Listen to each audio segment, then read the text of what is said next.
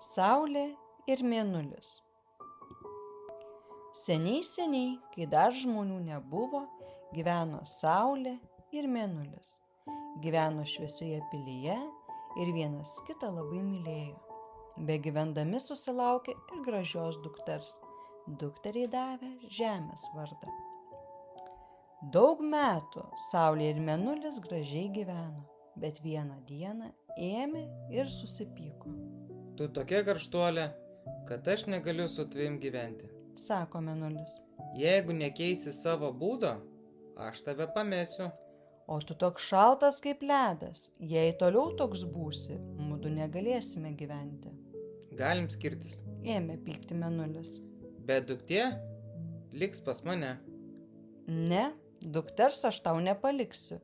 Ji negalės gyventi kartu su tokiu šaltuoliu. Ilgai juodu ginčijosi ir nesimatė ginčo galo.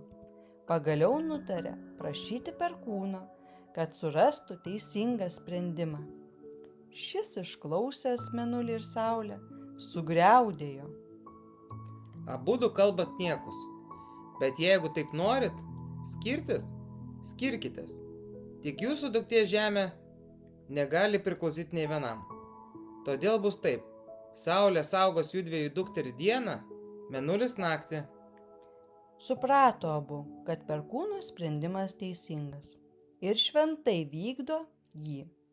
Nuo ryto iki vakaro Saulė prižiūri žemę, o nuo vakaro iki ryto mėnulis ją globoja.